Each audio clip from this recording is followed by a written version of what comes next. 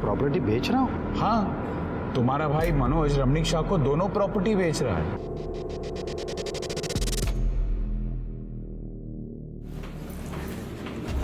लीजिए, चाय लीजिए। चाय। अरे रमणीक भाई, मुझे आपकी जुबान पे पूरा भरोसा है। मैं देखती हूँ। अरे दादा तुम्ही मनोज कहाँ है? अंदर है वो रमणीक भाई के साथ। मनोज, तुमसे कितनी बार कहा है, जब तक मैं जिंदा हूं तब तक ये होटल नहीं बेचूंगा। और रमणीक भाई, यहाँ पे कोई डील नहीं हो रही, निकलो ऐसे, गेट आउट। अरे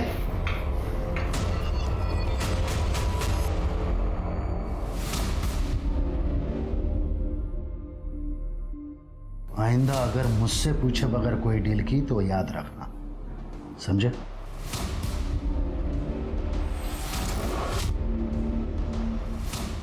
चाहे कुछ भी हो जाए, अब तो ये सब कुछ बेच के रहूंगा।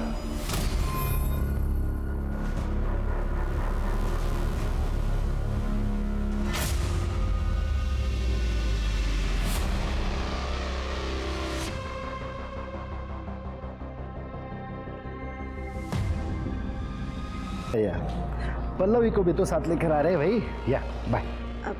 Excuse me sir. या सर मैंने सुना है आपकी न्यू होटल स्टार्ट हुई है। सर मैंने होटल मैनेजमेंट भी किया हुआ है और मुझे सेल्स का काफ़ी अच्छा एक्सपीरियंस है। सर मुझे जॉब की बहुत ज़रूरत है। क्या है कि ये होटल अभी अंडर कंस्ट्रक्शन है, ये होटल पूरा हो जाएगा तब आ जाइए। पर सर आप एक बार देख लीजिए ना सर। Please leave.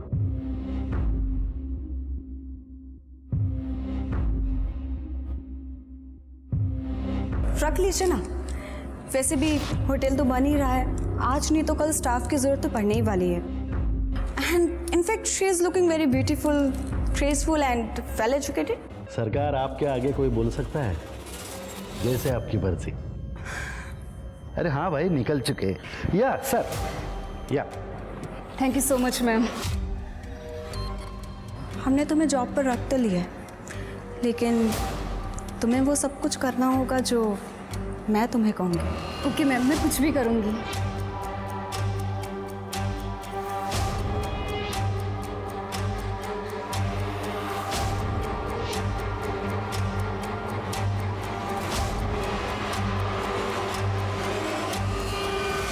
दादा 25 को अपना बैंक्वेट खाली है क्या? 25 को? हाँ है।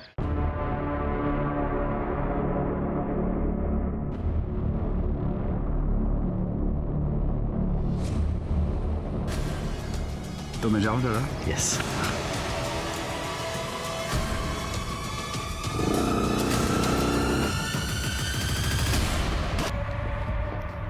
मुझे बहुत ज़्यादा टेंशन हो रही है। हम पुलिस स्टेशन चलते हैं कंप्लेंट करने के लिए। अरे नहीं नहीं, शायद ये मनोज का काम होगा। पुलिस केस हो गया ना तो अपने होटल का नाम उछलेगा, बिजनेस पर असर होगा। अरे तुम टेंशन मत लो, अरे गोली सिर्फ छूकर चली गई है।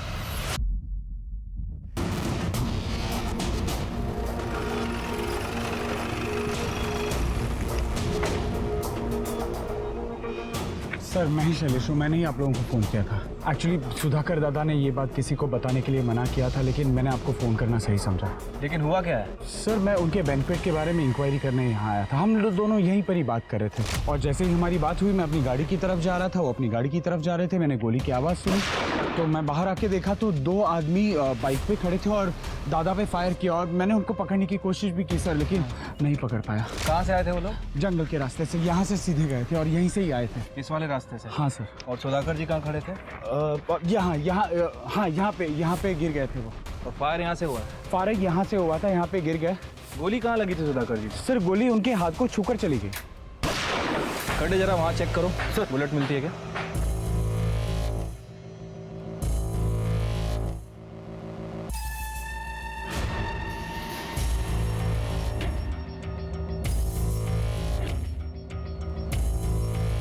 सर इधर आइए।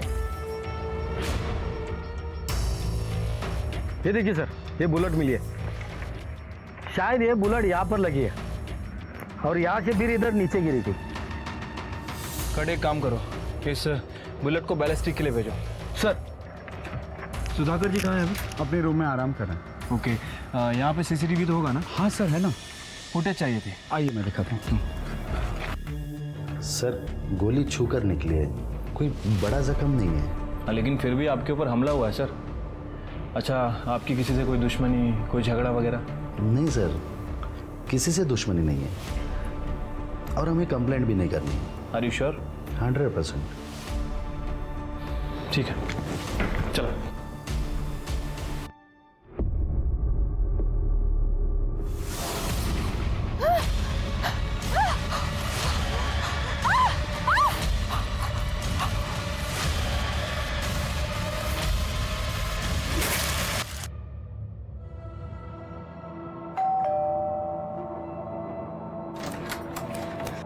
मनोज कहाँ है? अंदर है वो। तुम्हें शर्म नहीं आती? तुमने अपने ही भाई पर हमला करवाया। बहनी, आप ये क्या कह रही हैं? सही कह रही हूँ मैं। तुमने अपने भाई पर हमला इसलिए करवाया ना क्योंकि उन्होंने प्रॉपर्टी सेल करने के लिए मना किया था तुम्हें। वही आप कुछ भी बोल रही हो। मैं मानता हूँ भाई और मेरे सोचने का तरीका अलग है, लेकिन इसका मतलब यह नहीं कि मैं उन पर हमला करवाऊंगा। और ऐसा करने की सोचना भी मत, वरना मुझसे बुरा कोई नहीं होगा। ये बहनी जो कह रही थी वो सच है? अरे कायपन काय बोलते कविता, तेरी कसम मैंने ऐसा कुछ नहीं किया। सर, सुधाकर पे जिस गन से फायर किया गया था उसकी बैलिस्टिक रिपोर्ट के हिसाब से वो देसी कट्टे से फायर हुआ था सर। अच्छा, और क्राइम सीन का सीसीटीवी फुटेज भी मिला है। ये देखिए, ये दो लोग हैं, बाइक से जा रहे हैं। बाइक में नंबर प्लेट भी नहीं है सर। आई विटनेस का डिस्क्रिप्शन के हिसाब से एक का डिस्क्रिप्शन मैच भी कर रहा है, और जिसने फायर किया था वो लेफ्ट हैंडेड है। एक काम करो श्रीके, क्रिमिनल लिस्ट में देखो कौन लेफ्ट हैंडेड शूटर है और अपने खबरों को अलर्ट कर दो। ये सुधाकर ने कंप्लेंट की थी? नहीं सर। तो ये भी पता करो सुधाकर ने कंप्लेंट क्यों नहीं की। Okay sir.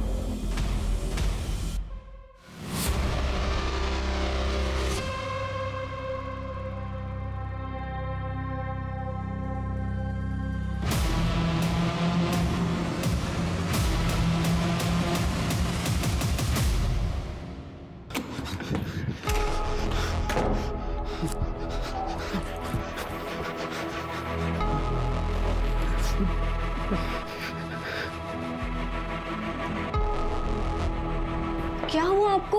आप इतने डरे डरे क्यों हैं? अरे कुछ बताएंगे आप? रुकिए, मैं पानी देती हूँ आपको।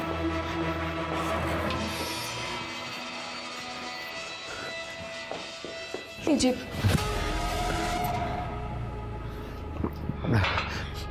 बताएंगे कुछ? क्या हुआ, क्या है? कांड हुआ। कांड? कैसा कांड? नहीं बता सकता। हम प्रॉब्लम में आ जाएंगे। प्रॉब्लम? कैसी प्रॉब्लम? तुम टेंशन मत लो, मैं सब संभालूंगा, लेकिन इस बारे में किसी से बात नहीं करेंगे। मैं संभालूंगा। फंस जाएंगे हम लोग फंस जाएंगे। अरे मेरी बात तो सुनिए, कुछ तो बताइए। फंस जाएंगे? सर, ये लेफ्ट हैंड शूटर्स की लिस्ट है। कुल 135 नाम है इसमें। सर ये क्या? सर ये गणपत है, इसने रिसेंटली 3 लोगों को देसी कट्टे बेचे हैं, कपासवाड़ी में छुपा हुआ था।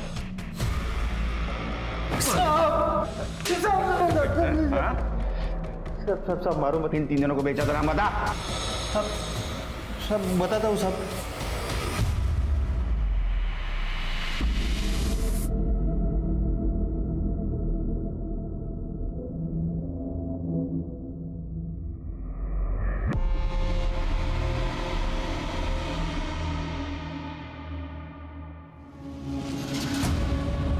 तुमने मुझे यहाँ क्यों बुलाया?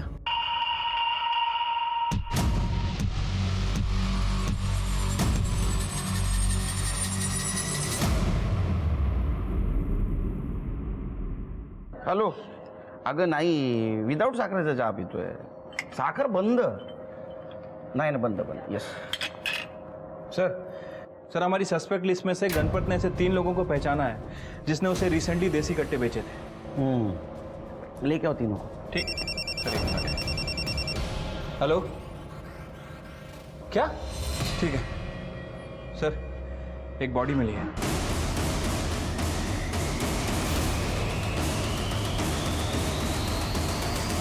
घर के बाहर मेरे दादा की लाश कैसे? सर दादा बहुत अच्छे इंसान थे, हमेशा सबकी मदद करते थे। ये कौन? ये हमारे पेइंग गेस्ट है, कुसुम और दीपक। आपको मालूम है इस मर्डर के बारे में? नहीं सर, हमें भी अभी अभी पता चला है। जब तक इन्वेस्टिगेशन जारी है आप लोग शहर छोड़ के बाहर नहीं जा सकते।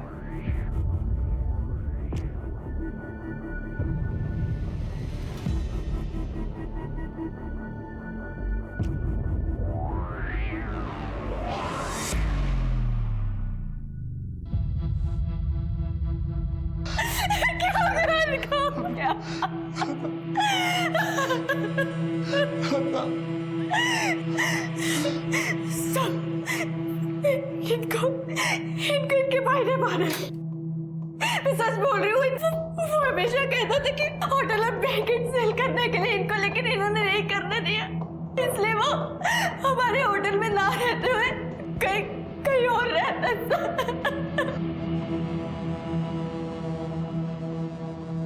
सर, गणपत ने जिन 3 लोगों को पहचाना था उसमें से 2 लोग यूपी और झारखंड में हैं, लेकिन एक बंदा है जिसे रिसेंटली पंचगनी में देखा गया है। विनोद नाम है उसका। उठाओ उसको। ठीक है सर। ये सब मैं जीता। अरे अगला बहुत शौक है ना लोगों का सुपारी लेने का।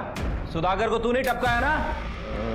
नहीं साहब, वो रमनीक शाह ने मुझे सुपारी दिया था सुधाकर को मारने का, लेकिन मेरा निशाना चूक गया साहब, मैंने नहीं मारा उसे। पहले हमले की नहीं, दूसरे की बात कर रहा हूँ। दूसरा हमला? साहब मैंने दोबारा हमला नहीं किया, वो तो मामला ठंडा होने तक मैं यहाँ पे छुप कर बैठा था। माँ कसम मैंने सुधाकर को नहीं मारा है। अरे उठाओ इसे।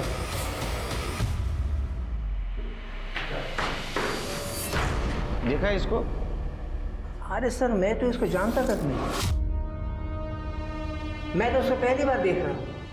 आपको कोई कुछ भी बोलेगा और आप मान लोगे? अरे सर, मैंने कुछ नहीं किया है, मानो मेरी बात। देख रमनीक भाई, तेरी पूरी हिस्ट्री है हमारे पास। तूने प्रॉपर्टी के नाम पे जितने भी कांड के सब पता है हम लोगों को। प्रूफ नहीं है हमारे पास। जिस दिन प्रूफ हाथ लगेगा ना, सिर्फ ठोकूंगा ना तेरी। चल निकल। चल। क्योंकि इससे पहले भी बहुत कांड कर चुका है, हमारे पास सबूत नहीं था, इसलिए इसे छोड़ना पड़ा। ये रमनीक और मनोज दोनों पे ध्यान रखो, और सुधाकर की पत्नी पल्लवी, उससे पूछताछ करो। साहब, मैं आपको एक बात बताना भूल गई। करीब 12 दिन पहले 8 सितंबर को मेरे पति डरे हुए घर पर आए थे और कह रहे थे कि कोई कांड हो गया। कांड हुआ? कांड? कैसा कांड? नहीं बता सकता, हम प्रॉब्लम में आ जाएंगे। किस तरह का कांड हुआ था, कुछ बताया सुधाकर जी ने? नहीं सर, उन्होंने मुझे कुछ नहीं बताया, लेकिन कह रहे थे कि मुझे कि हमें जान का खतरा है। अच्छा, मैं क्राइम सीन पे सुधाकर जी का फ़ोन नहीं मिला। क्या वो अपना फ़ोन घर पे भूल के गए थे? नहीं, उनका फ़ोन 17 तारीख से बंद आ रहा है। ठीक है। स्वाति, 8 तारीख को सुधाकर जी किसी कांड की बात कर रहे थे और 17 तारीख को उनका खून हो गया। मुझे लगता है कि उनका खून और ये कांड, इन दोनों के बीच कोई ना कोई कनेक्शन ज़रूर है। तुम एक काम करो, 8 सितंबर की सुधाकर जी की फ़ोन की लोकेशन पता करो। राइट सर, सुधाकर की 8 सितंबर की फ़ोन लोकेशन डिटेल्स। इसमें कुछ भी सस्पिशियस नहीं दिख रहा है, और सुधाकर उस दिन 3 से 3:30 के बीच में जनता नगर में मौजूद था। लेकिन जनता नगर जैसे सुनसान एरिया में क्या कर रहा था? वो भी आधा घंटा। ठीक है, जरा जनता नगर जाके चेक करो। ठीक है सर।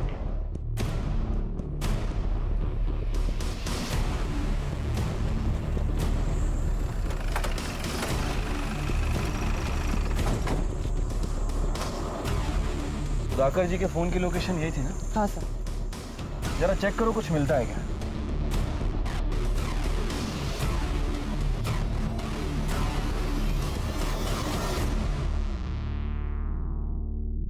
सर इधर आइए।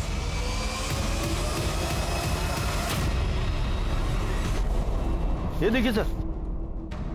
खून की गुत्थी में उलझी हुई थी, तभी अचानक एक और हत्या का मामला सामने आ गया। आखिर कौन थी ये औरत? क्या उसका सुधाकर के साथ कोई नाता था? और क्या उन दोनों का कत्ल एक ही इंसान ने किया था? पुलिस के सामने अब यही नए सवाल खड़े हो गए थे, जिनके जवाब पाने के बाद ही पुलिस असली कातिल तक पहुंच सकती थी। सर हमने मिसिंग कंप्लेंट चेक की, लेकिन बॉडी के डिस्क्रिप्शन से मैच करती हुई मिसिंग कंप्लेंट नहीं मिली। वो सैंडल के डिटेल्स का क्या हुआ? सर उस औरत ने बेस्ट क्वालिटी ब्रांड की 6 नंबर की चप्पल पहनी हुई थी, एक ही वेबसाइट पर अवेलेबल है, और तकरीबन 58 औरतों ने 6 नंबर की उसी डिजाइन की चप्पल इस वेबसाइट से मंगाई है। सर उन सारी औरतों की इंक्वायरी कर रहे हैं। सर ये विनोद जिसने सुधाकर जी पे हमला किया था, सर ये रमणीक शाह का नाम ले रहा है, लेकिन मुझे इसके ऊपर शक है सर, क्योंकि विनोद के अकाउंट में सुधाकर जी के भाई मनोज ने पैसे ट्रांसफर किए हैं।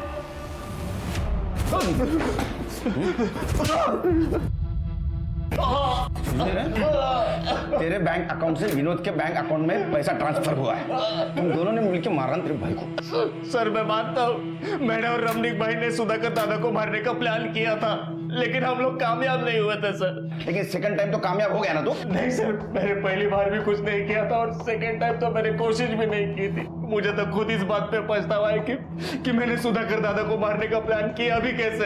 अरे पछतावा तेरे को तब होगा जब तू जेल में टॉयलेट को बैठेगा, और तेरे और रमणीक भाई को भी नहीं छोड़ेंगे। चल लेके चल।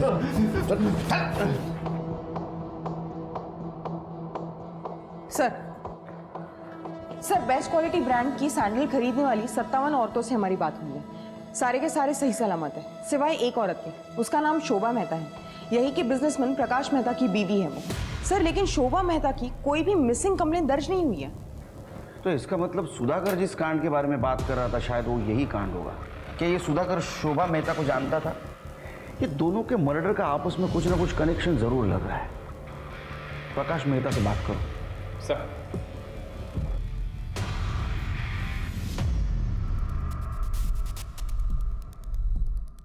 सर ये मेरी बीवी है, ये साड़ी ये सैंडल उसी के हैं सर। तुम्हारी बीबी शोभा इतने दिनों से गायब थी और तुमने पुलिस कंप्लेंट नहीं की, क्यों?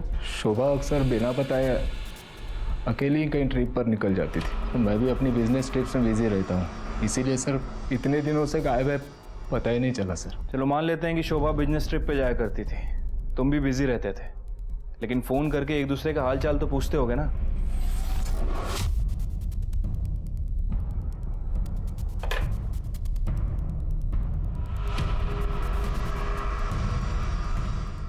अच्छा तुम किसी सुधाकर माने को जानते हो?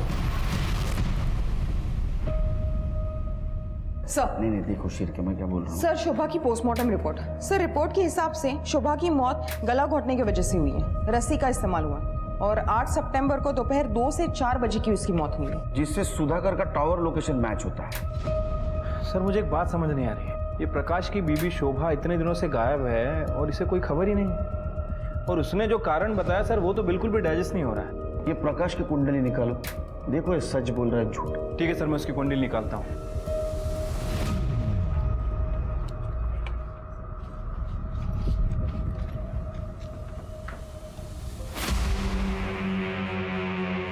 कहाँ जा रहे हो? साहब कपड़े इस्त्री को देने के लिए। मेहता के घर में कितने साल से काम कर रहे हो? 4 साल से। 4 साल से? मतलब तुम्हें तो पता ही होगा कि उसके घर में क्या होता है क्या नहीं। तो तुम्हारे साहब और तुम्हारी मैडम के संबंध कैसे थे? साहब वो मैं घबराओ मत, तुम्हारा नाम नहीं आएगा, बताओ। वैसे तो हमारे साहब बहुत अजीब थे, मतलब अगर काम रहता है तो वो नॉर्मल रहते हैं, लेकिन जब शराब पीते हैं तो अचानक जानवर बन जाते हैं।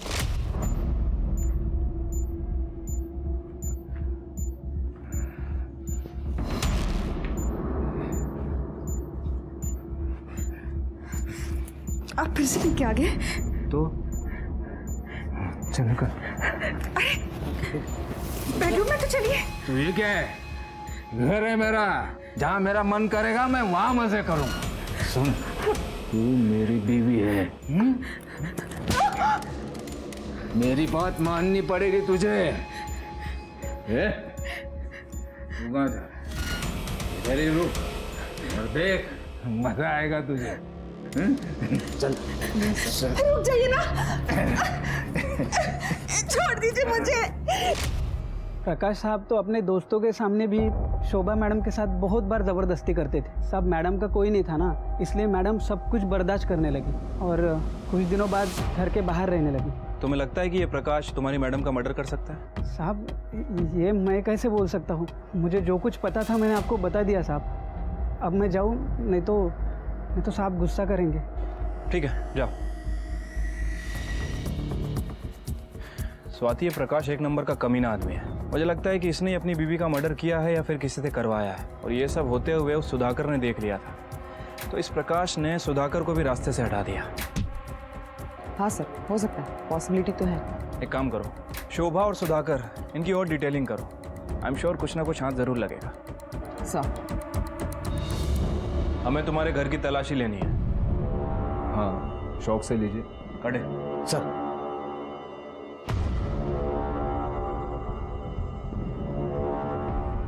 सर, ये देखिए क्या मिला। तुम्हारी बीवी ने 4 महीने पहले अबॉर्शन करवाया था।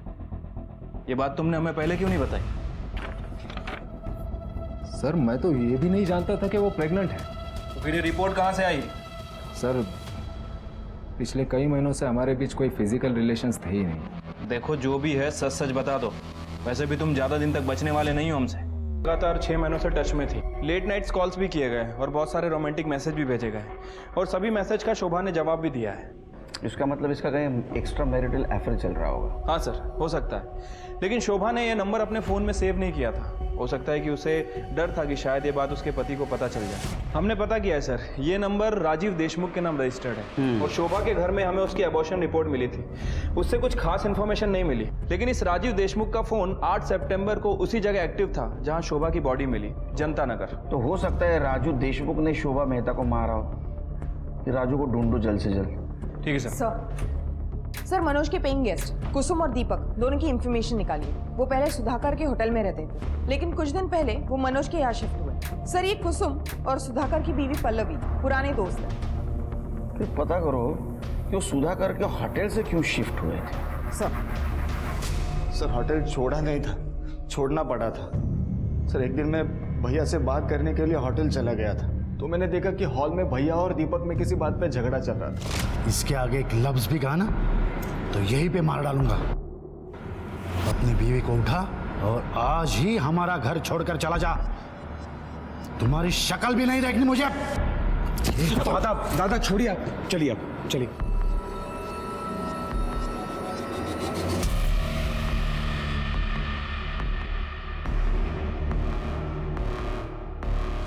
क्या हुआ भैया, इतना गुस्से में क्यों थे? वो तो मैं अभी बता नहीं सकता, लेकिन उन्होंने कहा है कि घर छोड़ के जाने के लिए। फिलहाल तो मुझे एक रहने के लिए बंदोबस्त करना होगा। तो एक काम करो ना, मेरे यहाँ एक कमरा खाली है, तुम और तुम्हारी बीवी आ जाओ। यहाँ जितना रेंट दे देते हो उतना ही दे दो। सर, मुझे पैसों की बहुत ज़रूरत थी, इसलिए मैंने दीपक और उसकी पत्नी को अपने घर में रहने के लिए कहा था। होगी ना पैसों की ज़रूरत, क्योंकि भाई की सुपारी देने में तेरा पूरा पैसा खर्चा हो गया था। ये झगड़ा किस टाइम और किस वक्त हुआ बता दो सर। राजीव देशमुख की डिटेल्स निकाली है, पता चला है कि उसकी मौत 1 साल पहले ही हो गई थी। अच्छा, इसका मतलब उसका नंबर कोई और यूज कर रहा है। ये राजू देशमुख के बारे में पता करो, माजरा क्या है। ठीक है सर। सर, सुधाकर के होटल की 11 तारीख की सीसीटीवी फुटेज।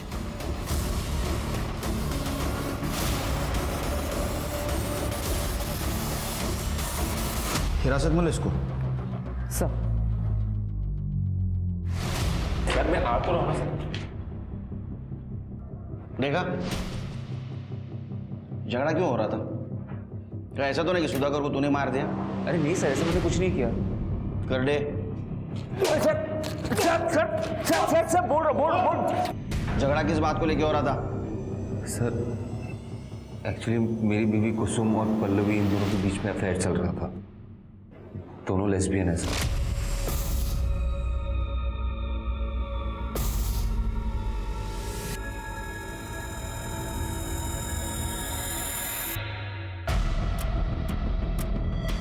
अरे आ गए तुम? उन दोनों पे मुझे शक होने लगा था।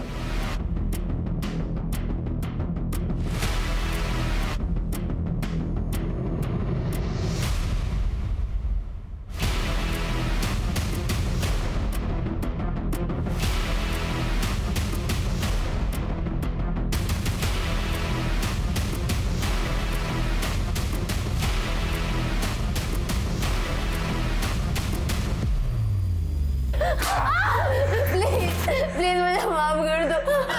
प्लीज प्लीज प्लीज मेरी वीडियो डिलीट कर दो। वीडियो डिलीट कर दो?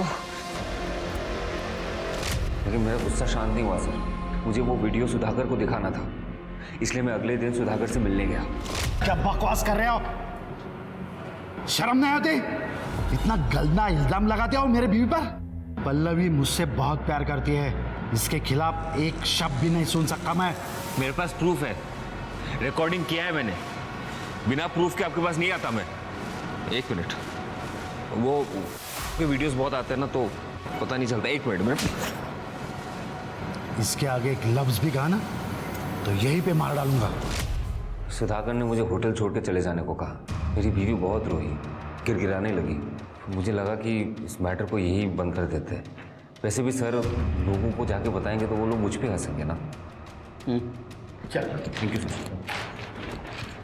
छिड़के मुझे नहीं लगता है सच बोल रहा है।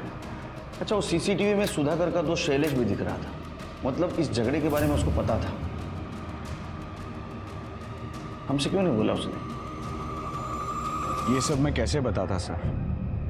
बड़ी शर्म की बात। सुधाकर अपनी बीवी पे बहुत भरोसा करता था, लेकिन एक दिन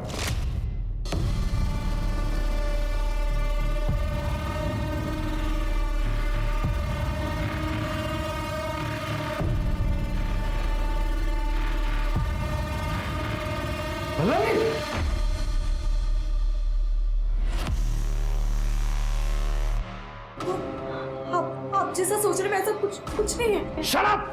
मैंने जो सुना था वो सब सच था। अरे क्या क्या नहीं किया मैंने तुम्हारे लिए। दुनिया से लड़ने को तैयार था मैं। मेरी जिंदगी बर्बाद कर दी तुमने। सुधाकर बहुत गुस्से में था। उसने मुझे सब कुछ बताया था, लेकिन मुझे चुप रहने के लिए कहा था। सर, सुधाकर पल्लवी को डिवोर्स देना चाहता था, लेकिन पल्लवी नहीं चाहती थी कि वो डिवोर्स ले। मुझे कहने में भी बड़ा अजीब लग रहा है। ये आप लोग क्या कह रहे हैं? मैं मेरे पति की मौत से पहले इतना ज्यादा परेशान हूँ और आप लोग मुझ पर इतना बड़ा आरोप लगा रहे हैं। मेरे और मेरे पति के बीच में कोई प्रॉब्लम नहीं थी सर। हम दोनों में बहुत ज्यादा प्यार था। आपको किसी ने बहकाया है सर। आगे ठीक है, पकड़ के रखो उसे। सर, सुधाकर जी के मोबाइल में किसी ने दूसरी सिम डाल के यूज करने की कोशिश की है। कर्डे ने उसे पकड़ लिया है। चलो।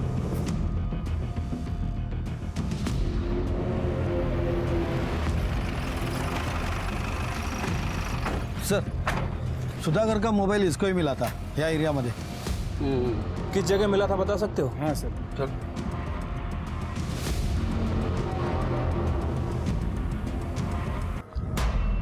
करने स्वाति बघा काही सापड देगा। मतलब बॉडी को यहाँ से घसीटा गया।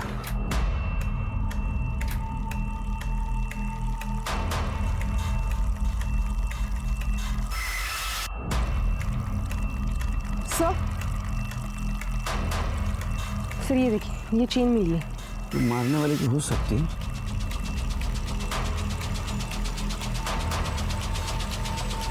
सर,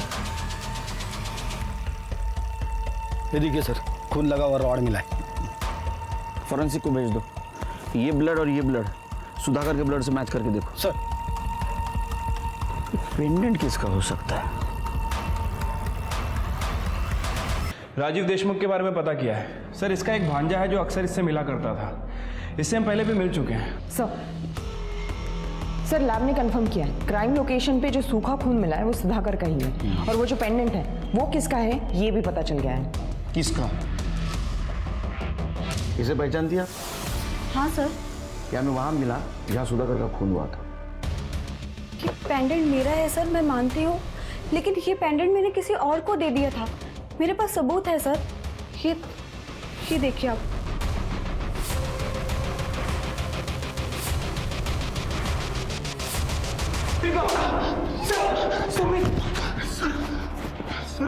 सर आपको कुछ गलत फहमी हुई है, मैं बेकसूर हूँ सर। गलत फहमी हमें नहीं, गलत फहमी तुझे हुई है।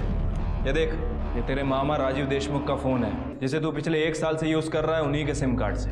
मैसेज दिखा, ये देख, इसमें तूने शोभा को शादी का वादा किया था। और एक और बात, ये देख, 8 तारीख को तेरे फोन का लोकेशन जनता नगर। अब बोलेगा चमत्कार दिखाओ, करने गया ना। सर मेरा और शोभा का अफेयर चल रहा था। अभी बोला। शोभा अपने पति से बहुत परेशान थी सर, इसलिए वो मुझसे प्यार करने लगी। उसका अबॉर्शन कराने के बाद वो मुझसे शादी करने की बहुत जिद कर रही थी। मैं तुमसे शादी नहीं कर सकता, मैं शादीशुदा हूँ। शोभा मुझे लगा कि हम लोग सिर्फ टाइम पास कर रहे हैं, लेकिन तुम तो कुछ ज़्यादा ही सीरियस हो गई। मुझे धोखा दिया? नहीं।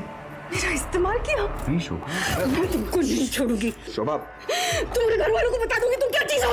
छोड़ो मुझे। नहीं। शोभा मुझे बहुत धमकियां दे रही थी सर, इसलिए मैंने उसे माफी मांगकर जांच को राजी रखा।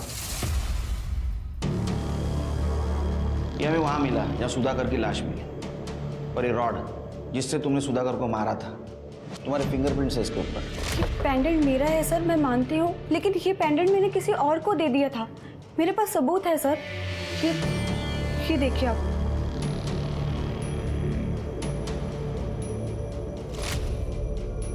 स्वाति, बताइए।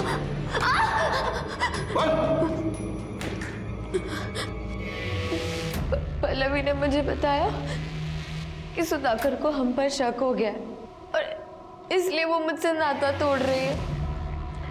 मैं फिर पल्लवी से मिलने होटल गई। आप जैसा सोच रहे वैसा कुछ भी नहीं है। क्या कुछ नहीं है? मैंने मेरे आंखों से देखा है। आपने सब कुछ गलत देखा है, ऐसा कुछ नहीं। गलत नहीं देखा है मैंने। विश्वासघात किया है तुमने मेरे साथ। आप गलत समझ रहे हैं, ऐसा कुछ भी नहीं है। मुझे यकीन हो गया सुधाकर हमारे रिश्ते के बीच आ रहा है। वो मुझे पल्लवी से मिलने नहीं देगा। ये सोचकर मेरी बेचैनी बढ़ती गई। मैं पल्लवी को फिर से खोना नहीं चाहती थी सर। मैंने फिर सुधाकर से बात करने की रिक्वेस्ट की और उससे मिलने बुलाया।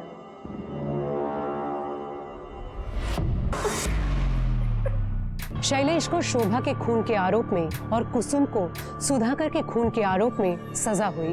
इंसान जिंदगी में जो भी चाहे, जरूरी नहीं कि उसे वो सब कुछ मिल जाए। इस बात का दुख और मलाल लाजमी है, लेकिन अपने स्वार्थ के लिए मनचाही चीज हासिल करने की जिद में किसी की जान लेना कभी सही नहीं हो सकता।